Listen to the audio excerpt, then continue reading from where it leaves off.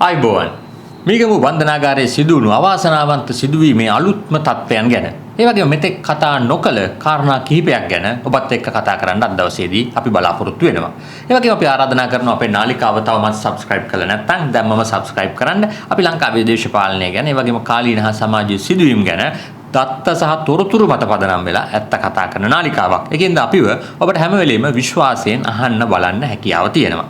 ඉතින් අද දවසේ කතා කරන්න බලාපොරොත්තු වෙන අලුත් කාරණා ගැන කතා කරන්න කලින් මම මේක අවස්ථාවක් කරගන්නවා මීගමු බන්ධනාගාරයේ සිදු වුණු ඒ අවාසනාවන්ත සිදුවීමෙන් හින්දා ජීවිතයෙන් සමුගන්න සිද්ධ වෙච්ච ජීවිතය නැති වුණු 27 දෙනාටම බන්ධනාගාර නිලධාරීන්ට ඒ වගේම රැඳවියන්ට ඒ සියලු දෙනාටම නිවන් සුව ප්‍රාර්ථනා කරන්න ඒ වගේම මේ වන විටත් තුවාල ලැබලා ප්‍රතිකාර ලබන සියලු දෙනාටම ඉක්මන් සුවය ප්‍රාර්ථනා කරන්නත් මේක අවස්ථාවක් කරගන්නවා. මේ සිදුවීම සම්බන්ධයෙන් මේ වන විට අලුත් කාරණා කිහිපයක්ම සමාජීය අවධානයට ලක් වෙලා තියෙනවා. මම හිතනවා අද දවසේදී ඔබ සමාජ මාධ්‍ය හා ප්‍රධාන මාධ්‍ය හරහා දකින්න ඇති මේ මියගිය බන්ධනාගාර නිලධාරීන් 7 දෙනාගේ දේහයන් වැලිකඩ බන්ධනාගාර මූලස්ථානයට අරගෙන ආව අවස්ථාව. ඒක ඊටාම සංවේදී අවස්ථාවක් විදියට මෑත කාලිනව මම දැක්ක. විශේෂයෙන්ම මේ නිල ඇඳුම් අඳින බන්ධනාගාර නිලධාරීන් තමන්ගේ සහෝදර නිලධාරීන් 7 දෙනාගේ දේහයන් ඉදිරියේ ඊටාම සංවේදී වුණා. ඔවුන් තමන්ගේ දුක මේ අවස්ථාවට සම්බන්ධ වෙන්න ආපු අධිකරණ අමාත්‍යවරයාට ප්‍රසිද්ධියේ ප්‍රකාශ කළා.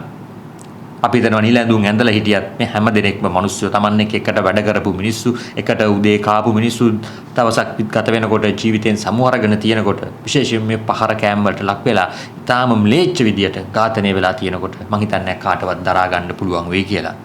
ඉතින් ඒක ඊටාම කනගාටුදායක අවස්ථාවක් කියලා මම මතක් කරන ගමන් අලුතෙන් මතුවලා තියෙන කාරණා කිහිපයට යොමු වෙනවා. පළවෙනි කාරණේ තමයි මේ මිය ගිහිල්ලා තියෙන නිලධාරීන් 7 දෙනාම බන්ධනාගාරයේ තියෙන විශේෂ ඒකකයක නිලධාරී. කොහොමද මෙහෙම වුනේ?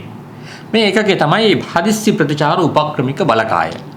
මේ ඒකකය පටන් ගන්නේ 2021 අවුරුද්දේ. ඒකට ආරක්ෂක ලේකම්වරයා වෙන්නේ කමල් ගුණරත්න.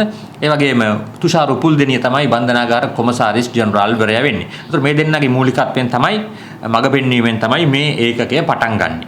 ඉංග්‍රීසියෙන් කිව්වොත් emergency response tactical post කියලා තමයි හඳුන්වන්නේ.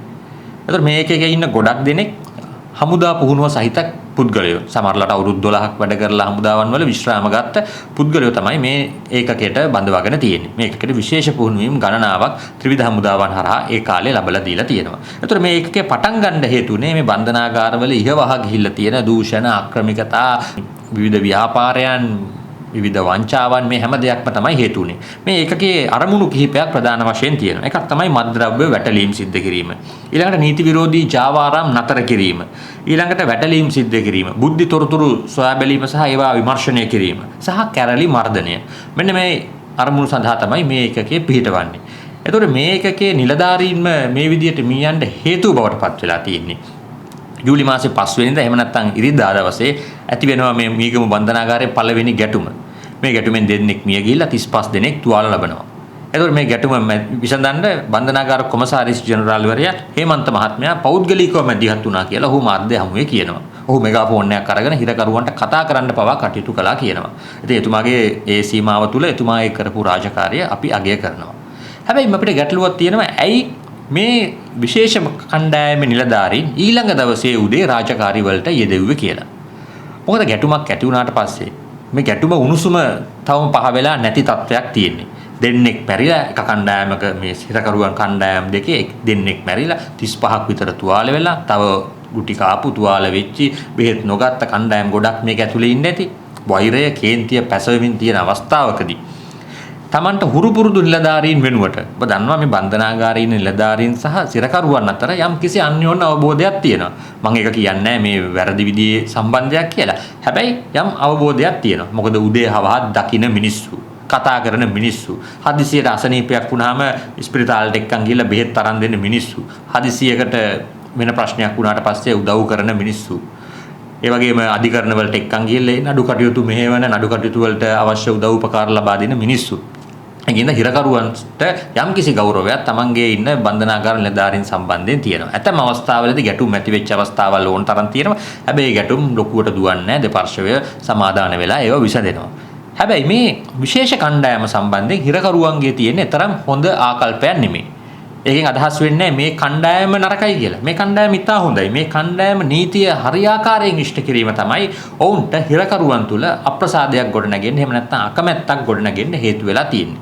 හරියට දැන් යුද හමුදාව ගත්තොත් යුද හමුදාවේ පොලිසියක් තියෙන විනය ආරක්ෂක බලකාය තියෙනවා. ඒතර විනය ආරක්ෂක බලකාය සම්බන්ධයෙන් සාමාන්‍ය සෙබළුන් අතර ඊතරම් හොඳ පැහැදීමක් නැහැ. ඒකට හේතුව ඔවුන් විනය බලන හින්දා. අපි ඉස්කෝලේක ගත්තත් විනය බාර සර් සම්බන්ධයෙන් ශිෂ්‍යයන්ගේ තරම් ප්‍රසාදයක් නැහැ. හේතුව විනය හදන හින්දා. ඒ වගේ තත්ත්වයක් තමයි මෙතනත් තියෙන්නේ. හැබැයි සාමාන්‍ය බන්ධනාගාර නිලධාරීන් සම්බන්ධයෙන් එවැනි තත්ත්වයක් නැහැ. ඒතකොට සාමාන්‍ය ගැටුමක් ඇති වෙලා තියෙනකොට ඒ ගැටුම විසඳන්න වඩාත් පහසු ඒ දෙපාර්ශ්වය සම්බන්ධයෙන් අවබෝධයක් තියෙන, ගැටුමට මැදිහත් වුණු සිරකරුවන් සම්බන්ධයෙන් අවබෝධයක් තියෙන සහ ඔවුන්ගේ ගෞරවයක් තියෙන කණ්ඩායමට තමයි පහසු කියලා මම විශ්වාස කරනවා. එතකොට මේ නන්නා දුනන වෙනත් කණ්ඩායමක් මේ ස්ථානයට පැමිණීම අර හිරකරුවන් අතර දෙවෙනි දවසේ ඇති වෙන ගැටුම මැදිහත් වෙන්න ඔවුන් මැදිහත් වීම යම්කිසි ආකාරයකින් මේ ගැටුම උත්සන්න වෙන්න හේතු වුණාද කියන සැකය අපි තුල ඇති වෙනවා. දැන් ඔබ දකින්න ඇති පහුගිය දවසේ පාර්ලිමේන්තුවේ මේ මහින්ද රාජපක්ෂටත් මේ සම්බන්ධයෙන් චෝදනාවක් එල්ල කළා. මම හිතන්නේ මහින්ද ජයසිංහ සහ තවත් කවුරු හරි අමාත්‍යවරයෙක් මේ චෝදනාව එල්ල කළා. ඒ අර 2001 2002 කාලේ එතකොට අගමැති රනිල් වික්‍රමසිංහ විපක්ෂ නායක මහින්ද රාජපක්ෂ මේ අවස්ථාවේදී මට මතක විදිහට තංගල්ල බන්ධනාගාරයේ ගැටුමක් ඇති වෙනවා, ප්‍රශ්නයක් ඇති වෙනවා. ඒ අවස්ථාවේදී ඒක විසඳන්න රනිල් වික්‍රමසිංහගේ අගමැතිවරයාගේ සහ එවකට අභ්‍යන්තර කටයුතු ඇමති ජෝන් අමරතුංගගේ ඉල්ලීම පරිදි මහින්ද රාජපක්ෂ ගිහිල්ලා එතකොට එතනින් පස්සේ අමර කියන පුද්ගලයා ඇවිල්ලා මේ ගැටුම ප්‍රශ්නය විසඳුණා කියලා තමයි වාර්තා වෙන්නේ. දැන් ඒකට අපි දැක්කා පාර්ලිමේන්තුව තුල විහිළු කරනවා එහෙම නැත්නම් ඒකට අපහාස කරනවා. ඒතර මේ පාතාල සමදගන් තිබ්බා කියලා වගේ කතාවක් කියන්න උත්සාහ කරනවා. මම ඒක ගැන කතා කරන්න මේක වෙලාවක් කරගන්නේ. මොකද ඒ වර්තමාන ඇමතිවරුන්ගේ එහෙම නැත්නම් ඒ කාලේ ජනතා විමුක්ති පෙරමුණේ සමාජිකයන්ගේ මේ පාතාල සමදකම් ගැන ඔය ධර්මන් වික්‍රමරත්න මහත්මයා එහෙම ලියපු පොත්වල අපූර්වට විස්තර වෙනවා. මම හිතන්නේ ඒ ගැන කතා කරන්න මේක වෙලාව කියලා. මම කියන්න උත්සාහ කරපු කාරණේ තමයි ඒ මොහොතේදී රනිල් වික්‍රමසිංහ සහ ජෝන් අමරතුංග පාවිච්චි කරලා තියෙන උපක්‍රමය ඉතාම නිවැරදි. ඒ සිරකරුවා අවනත වෙන එහෙම නැත්නම් සිරකරුවා අහන පුද්ගල එහෙම නැත්නම් අමරේ කියන දේ අහන මහින්ද වෙතෙන්ට එක්කන් යාම මම හිතනවා උපක්‍රමිකව ඊටාම හොඳ තීරණයක් කියලා. හැබැයි මේ මොහොතේ වෙලා තියෙන්නේ හිරකරුවන් අඳුරන හිරකරුවන් එක්ක ගැවසෙන නිලධාරීන් වෙනුවට මේ විශේෂ ඒකකේ නිලධාරීන් යොදවලා තියෙනවා. සහ ඒකින්ද අපිට පේන දේ තමයි හිරකරුවන්ගේ තිබ්බ කෝපය මේ නිලධාරීන් පිටින් පිට කරලා තියෙනවා. ඒක පැහැදිලිව අපිට දකින්න පුළුවන්. ඒ පහර දීලා තිබ්බ මෙලෙච්ච විදිය දැක්කම මං හිතන විදියට ගොඩක් දෙනෙක්ගේ ඔලු කුඩු කරලා තමයි මරලා තියෙන්නේ. දැක්කන මේ ඡායාරූප මම දාන්න උත්සාහ කරන්නේ මේ නාලිකාව තුල ඉතාලම ම්ලේච්ඡ විදියට පහර දීලා තියෙනවා. ඇස් ගැලවෙන්න, කටවල් ඇද වෙන්න, ඔලු කුඩු වෙන්න ගහලා තියෙනවා. මේ පිට කරලා තියෙන්නේ ඒ කෝපය. ඒ වගේම වාර්තා වෙනවා මීගමු බන්ධනාගාර නිලධාරීන්ට තුවාල වෙච්ච කණ්ඩායම් ඉන්නවා, ප්‍රතිකාර ලබන නිලධාරීන් ඉන්නවා. හැබැයි බොහෝමයක් සිරකරුවන් Taman දන්න නිලධාරීන්ව ආරක්ෂා කරන්න කටයුතු කළා කියලාත් වාර්තා වෙනවා. අපි ඒකේ කිසි වැරද්දක් දකින්නේ නැහැ. Taman දන්න, Taman හිතවත්, Taman කරු කරන නිලධාරියෙක්ව ප්‍රශ්නකින් ආරක්ෂා කරන එක අපි දකින්නේ නැහැ ගැටලුවක් විදියට. ඉතින් ඒක එහෙම වෙලා තියෙනවා. ඉතින් අපි මේ ගැටලුව අපේ ප්‍රශ්නේ තමයි ඇයි මේ කණ්ඩායම මෙතෙන්ට එදුවේ? රාජකාරී විදියට බලනකොට ඔවුන් ඒ රාජකාරී සඳහා විශේෂ පුහුණු වෙච්ච කට්ටිය. ඒක ගැටලුවක් නැහැ. හැබැයි අපි හිතනවා මානුෂිකව මේ ප්‍රශ්න විසඳනකොට වඩාත් සුදුසු වෙන්නේ මේ සිරකරුවන් සම්බන්ධයෙන් අවබෝධයක් තියෙන, ඔවුන්ගේ ගෞරවයට පාත්‍ර වෙච්චි, ඔවුන් එක්ක සුහදතාවයෙන් වැඩ කරන්න පුළුවන් කණ්ඩායමක් මේ ප්‍රශ්න විසඳන්න යොමු කළා නම් මේ ගැටුම මෙතරම් උත්සන්න නොවෙන්න තිබ්බා කියලා අපි විශ්වාස කරනවා. බලමු ඉදිරියේදී පරීක්ෂණ වලින් මේ දේවල් හෙළිදරව් වෙයි කියලා අපි විශ්වාස කරනවා. විශේෂයෙන් මේ වෙනකොට ත්‍රිපුද්ගල කමිටුවක් පරීක්ෂණ පටන් අරන් තියෙනවා. ඒ වගේම මීගමු පොලිසිය, කොළඹ අපරාධ කොට්ටාශය, අපරාධ පරීක්ෂණ දෙපාර්තමේන්තුව, ඒ වගේම බන්ධනාගාර දෙපාර්තමේන්තුවේ අභ්‍යන්තර පරීක්ෂණයකුත් මේ සම්බන්ධයෙන් මේ වන විට සිද්ධ වෙමින් තියෙනවා. බලමු ඉතින් ඉදිරියේදී මේ දේවල් හෙළිදරව් වෙයි කියලා.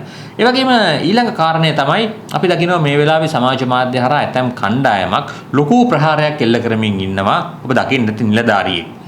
ඒ ගැටුම අවස්ථාවේදී ඒ දොරේ කවුළුවකින් වෙඩි තැබීමක් සිද්ධ කරනවා. මේ නිලධාරියා ඉලක්ක කරගෙන දවන්ත ප්‍රහාරයක් මේ වන විට සමාජ මාධ්‍ය තුල සැලසුම් සහගතව සිද්ධ වෙමින් තියෙනවා. අපිට දැනගන්න හම්බෙච්ච තොරතුරු අනුව ඒ දොරෙන් එහා පැත්තේ ඉන්නේ සන්නද්ධ සිරකරුවන්. ඔවුන් මේ වෙනකොට ඒ වෙනකොටත් තුවක්කු කිහිපයක් පැහැරගෙන තිබ්බා සහ වෙනත් ආයුධ ඔවුන් සතුව තිබ්බා. පොළු, මුගුරු, ගඩොල් කැට මේ වගේ විවිධ හිරගේ ඇතුලෙන් හොයාගන්න පුළුවන් ආයුධ ඔවුන් සතුව තිබ්බා. ඒ වගේම මේ සිරකරුවන්ගෙන් බහුතරයක් ඒ එතන තිබ්බ හිරගේ ඇතුලේ තිබ්බ ඔසුසල කඩලා මත්පෙති පාවිච්චි කරලා සිහි විකල් වෙලා හිටියා කියලා තමයි වාර්තා වෙන්නේ. ඉතින් එහෙම සිහි විකල් වෙලා ආයුධ සහිතව ඉන්න පුද්ගලයෝ එක දොරක් කඩලා දෙවෙනි දොර කඩන්න සූදානම් වෙන අවස්ථාවේ තමයි මේ නිලධාරියා වෙඩි තැබීම සිද්ධ කරන්නේ. යම් හේතුවකින් දා මේ නිලධාරියා වෙඩි තැබීම සිද්ධ කරන්න ඉදිරිපත් වුනේ නැත්නම් ඔහු ඉදිරියට ගිහිල්ලා ඒ දේ කළේ නැත්නම් මේ දොර කඩාගෙන ඇතුලේ ඉන්න 1500ක් විතර සන්නද්ධ පොළු මුගුරු සහිත ඒ වගේම මත්පෙති බීලා මනස විකල් වෙච්ච පිස්සු හැදිච්ච කණ්ඩායමක් එළියට ආවනම් මීට වඩා දැවැන්ත විනාශයක් වෙන්න තිබ්බ කියන එක තමයි අපේ තොරතුරු අනුව අපිට දකින්න පුළුවන් වෙච්ච දේවල් අනුව අපිට විශ්වාස කරන්න වෙන්නේ. එහෙම ආවනම් නිලධාරීන් විශාල ප්‍රමාණයක් මේ යන්න පුළුවන්.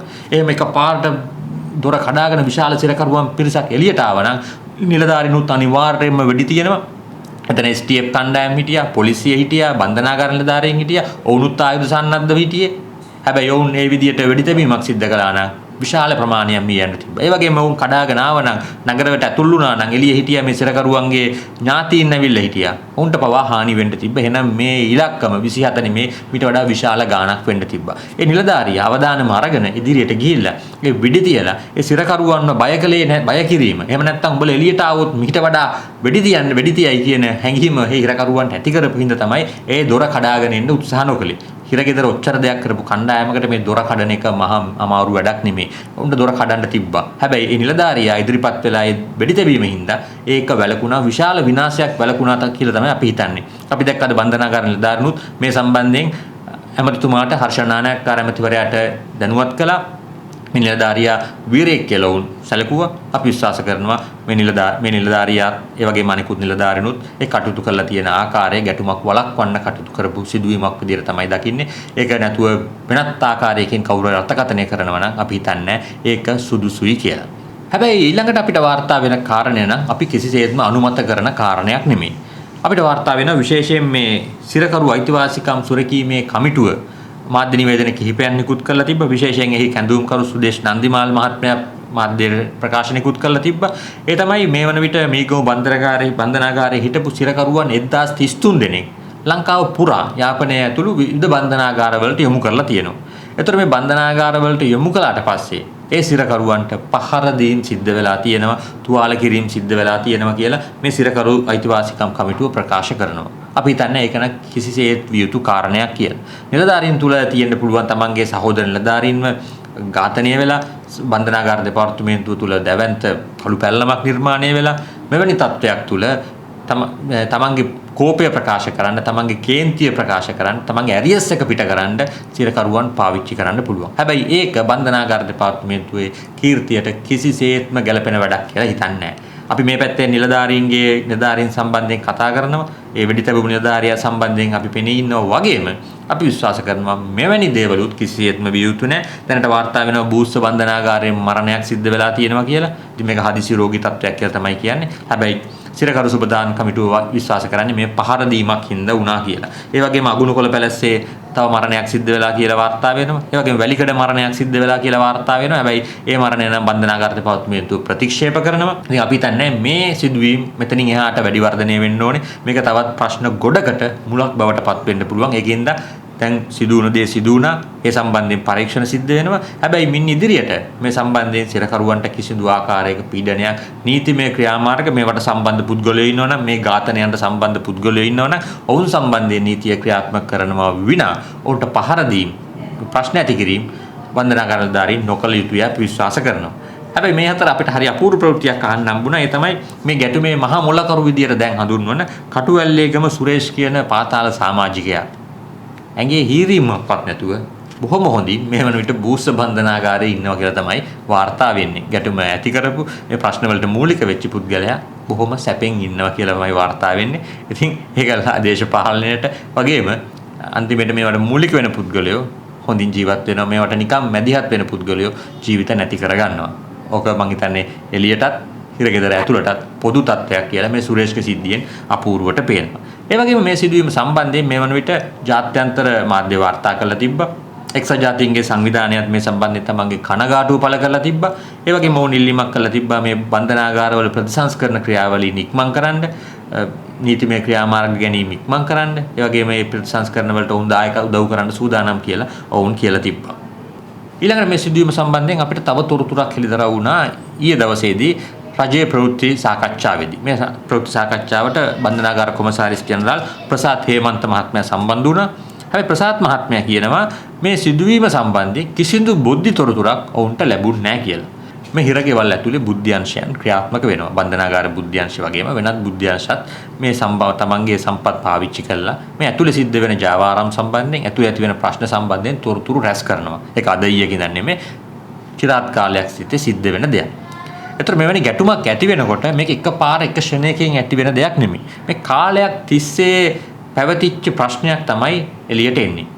මේ සුරේෂ් කියන පුද්ගලයා මේ මීගමුව හිතගෙදර ඇතුලේ තමන්ගේ පාලනයක් ගොඩනගා ගන්න උත්සාහ කරනවා, මද්ද්‍රව්‍ය චාවාරම් කරන්න උත්සාහ කරනවා. එතකොට ඒ සම්බන්ධ තොරතුරු විවිධ පාර්ශ්වයන් හරහා නිලධාරීන්ට යනවා. විශේෂයෙන් මීට කලින් මේ බන්ධනාගාරයේ හිටපු ප්‍රධාන නිලධාරීන් දෙන්නෙකුට මේ තොරතුරු ගිහිල්ලා තියෙනවා. ඔවුන් ඒවා නිසියාකාරයෙන් ක්‍රියාත්මක කරලා මේ බන්ධනාගාරය මද්ද්‍රව්‍ය වලින් තොර කලාපයක් බවට පත් කරන්න, ජාවාරම්, දුරකථන මේවා නැති කලාපයක් බවට පත් කරන්න පසුගිය කාලේ කටයුතු කරලා තිබ්බා. ඒ නිලධාරීන් දෙන්න දැන් මේ සෙනකොට සේවයේ නැහැ.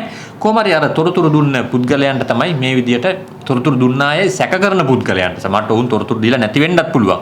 පහර දීලා ඝාතනය කරලා තියෙන්නේ. ඉතින් මෙවැනි දෙයක් වෙනකොට පොඩි කසුකුසුවක් එනවා. ඉස්සෙල්ලා පොඩි ගැටුම් ටිකක් ඇති වෙනවා. ප්‍රශ්න කිරීම ඇති වෙනවා. උඹලා මෙහෙම කළාද? එහෙම පොඩි වාග් සංග්‍රාමයන් වෙනවා. අවසානයේ තමයි මේ වගේ ගැටුමක් සාමාන්‍යයෙන් වෙන්නේ. ඒතකොට මේ වගේ දුමක් නැගීගෙන එනකොට තොරතුරු බන්ධනාගාරයට පැමිණිය යුතුයි. ඒක තමයි බුද්ධ්‍යංශවල රාජකාරිය. ඉතින් කොමසාරිස් ජෙනරාල්තුමා කියන්නේ නම් එහෙම තොරතුරක් ඇවිල්ලා නැහැ කියලා. හැබැයි එහෙනම් කොමසාරිස් ජෙනරාල්තුමාම තමයි හොයලා බලන්න ඕනේ ඇයි එවැනි ව්‍යුහයක් නැත්තේ. එවැනි ව්‍යුහයක් තිබ්බ එක බිඳ වැටිලා තියෙන්නේ ඇයි කියන එක ගැන සොයා බැලිය යුතුයි අපි හිතනවා. අනිත් පැත්තෙන් අපි දැක්ක මේ කවුද හර්ෂණ රාජකරුණා පාර්ලිමේන්තු මන්ත්‍රීතුමා පාර්ලිමේන්තුවේදී ප්‍රකාශ කරලා තිබ්බා. එහෙම නෙමෙයි. ඒ ප්‍රකාශ වැරදි. දින 4කට කලින් මේ ගැටුම සම්බන්ධයෙන් බුද්ධි තොරතුරු ඇවිල්ලා තියෙනවා කියලා මේ හර්ෂණ රාජකරුණා පාර්ලිමේන්තු මන්ත්‍රීතුමා පාර්ලිමේන්තුවේදී ප්‍රකාශ කරලා තිබ්බා. බලමු එතුමාගේ ප්‍රකාශය මොනවද අඩංගු වෙන්නේ කියලා. එතුමා කියන්නේ මේ සම්බන්ධයෙන් තොරතුරු කලින් ලැබිලා තිබ්බා. හැබැයි කිසිදු ක්‍රියාමාර්ගයක් ගත්තේ නැහැ. මේක රජයේ දුර්වලතාවය කියලා තමයි එතුමා ප්‍රකාශ කරන්නේ. ඒ වගේම අපි දැක්කා තවත් කණ්ඩායම් කිහිපයක්ම මේ වන විට රජය සම්බන්ධයෙන් විවේචන එල්ල කරමින් සිටිනවා. විශේෂයෙන් හර්ෂණ නානායක්කාර මහත්මයා සම්බන්ධයෙන් විවේචන එල්ල කරනවා. හර්ෂණ නානායක්කාර මහත්මයාගේ ක්‍රියාකලාපය අපි දැක්කා ඊයේ දවසේ මේ සිදුවීම සිද්ධ වෙච්ච මොහොතේ හර්ෂණ නානායක්කාර මහත්මයාගේ ක්‍රියාකලාපය. මේ සිදුවීම සිදු වුණු ගමන්ම එතුමා පුංචි ළමෙක් කියන කතාවක් කිව්වා. ඒ තමයි මේ සමාජ මාධ්‍ය මට බලන්න හම්බුන්නේ නැහැ. ඒකින්ද මම විස්තර දන්නේ නැහැ. මම පැයකින් දෙකකින් සෝෂල් මීඩියා බැලුවේ නැහැ. ඒකින්ද මම විස්තර දන්නේ නැහැ කියලා ඔහු මාධ්‍යට කියනවා. සමාජ මාධ්‍යයෙන් නම් විස්තර බලන්නේ බන්ධනාගාර බාර ඇමතිවරයාත්. අපිත් විස්තර බලන්නේ සමාජ මාධ්‍යයෙන් නම්. ඔබත් විස්තර බලන්නේ සමාජ මාධ්‍යයෙන් නම්. මොකද්ද වෙනස? ඒක ඊටාම ප්‍රාථමික ප්‍රකාශයක් විදිහට තමයි දකින්නේ අපි. මොකද හර්ෂණ නානායක්කාර ඇමතිවරයාට සෝෂල් මීඩියා බල ඉන්න දෙයක් නැහැ. කොමසාරිස් ජෙනරාල්වරයා හරහා අප්ඩේට් ගෙන්න ගන්න පුළුවන්. එක ඕඩර් එකයි දෙන්න ඕනේ. මට පැය භාගයෙන් භාගයට අප්ඩේට් එකක් ඕනේ. මට පැයෙන් පැයට අප්ඩේට් එකක් ඕනේ. මට පැයකට වතාවක් ඔයා කෝල් කරන්න. නැත්නම් පැය භාගයට වතාවක් මට WhatsApp කරන්න. එහෙම කියලා අදාළ තොරතුරු ගෙන්න ගන්න පුළුවන්. එයා සෝෂල් මීඩියා බල මැරිච්ච ගාන හොයන්න දෙයක් නැහැ. ඒකෙන් පේන්නේ එතුමාට රාජකාරී වපසරිය සම්බන්ධයෙන් තියෙන අවබෝධය. එහෙම නැත්නම් ඇත්තටම එයා සෝෂල් මීඩියා බලලත් දන්නේ නැහැ මේ දේවල් තොරණය කරන්නේ. මොකද වර්තමාන රජයේ ගොඩක් මැති ඇමතුරු සෝෂල් මීඩියා බලලා Facebook බලලා තමයි තීන්දුව తీරන ගන්න. එහෙම උදාහරණ ඕන තරම් තියෙනවා. අපේ වැඩසටහන් බලලා පවා ප්‍රතිචාර දක්වපු මැති ඇමතිවරුන් ඉන්නවා. එහෙම බලලා ප්‍රතිචාර දක්වන එක හොඳයි. හැබැයි මේ වගේ අවස්ථාවකදී මේ සෝෂල් මීඩියා විශ්වාස කරගෙන සෝෂල් මීඩියා බල ප්‍රධාන ඇමතිවරයා විශේෂ භාර අමාත්‍යවරයා ඉන්නවනම් ඒක ඊටාම භයානක තත්ත්වයක් කියලා තමයි අපිට පේන්නේ. ඒ වගේම අපි දැක්කා මේ ආණ්ඩුවට හිතවත් පාර්ශවයන් පවා මේ වෙන විට ආණ්ඩුව විවේචනය කරමින් ඉන්නවා මේ සිදුවීම සම්බන්ධයෙන්. මම දැක්කා නිර්මාල් රංජිත් දේවසිරි මහත්මයා මේ සම්බන්ධයෙන් තමන්ගේ විවේචනය එල්ල කරලා තිබ්බා. එතුමා කියනවා මේ ආණ්ඩුවට බන්ධනාගාර ප්‍රතිසංස්කරණ පිළිබඳ පැහැදිලි වැඩපිළිවෙලක් හෝ ප්‍රවේශයක් තිබුණේ නැහැ. බන්ධනාගාර පද්ධතියේ පවතින අසතුටුදායක තත්ත්වය ගැන අවබෝධයක් තිබෙදී ඒ රජයේ ප්‍රමුඛතා ලයිස්තුවේ ඉහළින් තිබිය යුතුව තිබ්බා. නමුත් මේ ආණ්ඩුව මේ තත්ත්වය කලින් බලාපොරොත්තු වී ඒ වැළැක්වීමට පියවර ගත්තේ නැහැ. ඉතාම බරපතල ප්‍රකාශයක් මේ ප්‍රකාශ කරන්නේ ආචාර්ය නිර්මාල් රංජිත් දේවසිරි මහත්මයා. ඒ වගේම සමාජ මාධ්‍ය තුල ආණ්ඩුව වෙනුවෙන් පෙනී හිටපු ජ්‍යෙෂ්ඨ මාධ්‍යවේදියෙක් වෙන විශේෂයෙන්ම මේ සමාජ මාධ්‍යයේ අනුර කුමාර ජනාධිපතිතුමාගේ ලන්ඩන් මිත්‍රයා විදිහට හඳුන්වන උවින්දු කුලකුල සූරිය ජ්‍යෙෂ්ඨ මාධ්‍යවේදියත් මේ අධිකරණ ඇමතිවරයාගේ ක්‍රියාකලාපය සම්බන්ධයෙන් බොහොම ආందోලනාත්මක ප්‍රකාශ කිහිපයක් කරලා තිබ්බා. අධිකරණ ඇමති කියන්නේ බොරු. ඌ නිදි ගසලා. හරිම කනගාටුයි මචං. මේවා මේ විදිහට දිගහැරෙනෙක් ගැන. ඒ වෙලෙම ගන්න තිබ්බ ප්‍රිකෝෂන් තිබ්බා. ඒ විදිහට කියනවා. තවත් ප්‍රකාශයක් කියනවා දැන් හර්ෂණ කියනවා එයා වගකීම බාර ගන්නවා කියලා. ඒකේ තේරුම මොකද්ද? ඒ වගවීමට අවශ්‍ය පරීක්ෂණ කොමිසමක් ඉදිරියේ පෙනී සිටින්න ඕනේ. ඔයා මෙවැනි දේ වැළැක්වීමට පත්වෙච්ච දවසේ සිට අරන් තියෙන ක්‍රියාමාර්ග කියන්න ඕනේ. ඒ කොමිසම ඉදිරියේ. ඒක ඔයා ඇමති විදියට ඉන්න ගමන් කරන්න බෑ. එහෙනම් ඉල්ලා අස්වැයන් මචං. නැත්තම් ඕ වචන විතරයි. සමාජයටවත් ඊළඟට ඇමතිකමක් දරන අයටවත් සමාජයටවත් වැඩක් වෙන්නේ නැහැ. ආදර්ශමත් වෙයන්. අලුත් නෝම්ස් හදපන්. ගෝවින්ද කුලකුල සූරිය මහත්මයා තමයි කියන්නේ. ඉතින් අපි බලමු හර්ෂණ නානායක්කාර මහත්මයා ඉල්ලා අස්වෙන්න කටයුතු කරයිද කියලා. අපි නම් කිසිසේත්ම විශ්වාස කරන්නේ නැහැ හර්ෂණ නානායක්කාර මහත්මයා මේ සිදුවීම සම්බන්ධයෙන් ඉල්ලා අස්වෙයි කියලා. හැබැයි අපි විශ්වාස කරනවා මේ සිදුවීම සම්බන්ධයෙන් අපක්ෂපාතී පරීක්ෂණය පැවැත්විය යුතුයි. මම ඔබට කලිනුත් කිව්වා දැනට ආයතන 4ක් පරීක්ෂණ සිදු කරමින් ඉන්නවා. ඒ වගේම ත්‍රිපුද්ගල කමිටුවක් පත් කරලා තියෙනවා. මේ සියලු දෙනා හරහා අපි බලමු ඊටාම ඉක්මනින් මේ ප්‍රශ්න වලට විසඳුම් මේ මොකද්ද සිද්ධ වුණු සිදුවීම සම්බන්ධයෙන් නිවැරදි වාර්තාවක් එයි කියලා. ඒ වගේම අපි විශ්වාස කරනවා දැන්වත් මේ බන්ධනාගාර සම්බන්ධයෙන් නිසි ක්‍රියාමාර්ග ගන්න ඕනේ. මේ මිනිසුන් අත්අඩංගුවට අරගෙන ගාල් කරලා තියෙන තැනක් වෙනුවට මිනිසුන් පුනරුත්ථාපනය වෙලා එළියට එන තැනක් බවට වැරදිකරුවන් නැවතත් යහපත් මිනිසුන් විදියට සමාජගත වෙන තැනක් විදියට පත් කරන්න වැඩපිළිවෙලකට රජය යොමු වෙයි කියලා අපි විශ්වාස කරනවා. අධිකරණ ඇමතුමා ඊයේ පාර්ලිමේන්තුවේ කතාවේදී විවිධ ප්‍රකාශයන් සිද්ධ කළා. හැබැයි ඒවා ප්‍රකාශයන් විතරක් නොවි. එහෙම නැත්නම් අර මැතිවරණ වේදිකාවල කියපු කතා වගේ නොවි. ඇත්ත බවට පත් වෙනවා නම් අපිට නෝ රටක් විදියට අපිට මේ හරහා දෙයක් ඉගෙන ගත්තා බවට පත් වෙනවා. එහෙම නැත්නම් මේක තවත් එක සිදුවීමක් විතරක් බවට පත් වෙයි.